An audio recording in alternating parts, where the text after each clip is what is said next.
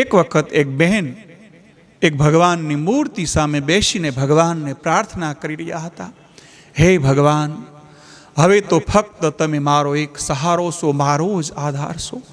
મારા પતિનું અવસાન થઈ ગયું છે, આ બાળકોનું ભરણ પોષણ કરવાની જવાબદારી તમારી છે. હે મારા નાથ, હે કરુણાનિધિ, તમે જ મારા સર્વેશ્વર છો. મારી અરજ તમે જરૂર સાંભળજો. એ સમયે એક ઘમંડી, એક નાસ્તિક અમીર માણસ ત્યાંથી પસાર થાય છે. એણે બધું સાંભળ્યું. એણે વિચાર કર્યો કે આ સ્ત્રીનો ભગવાન ઉપરથી મારે વિશ્વાસ તોડાવવો છે. એણે મજાક શરૂ કરી. એણે પોતાના સેક્રેટરીને કહ્યું, ઘણું બધું અનાજ અને પૈસા આ બહેનને તમે આપી આવો.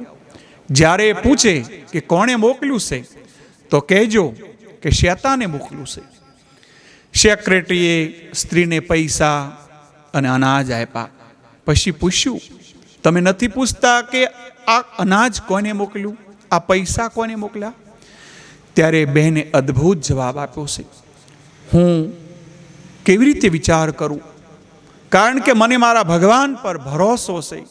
મારો ભગવાન જ્યારે આદેશ આપે ત્યારે શેતાનને પણ એ આદેશનું પાલન કરવાનું જ રહ્યું છે.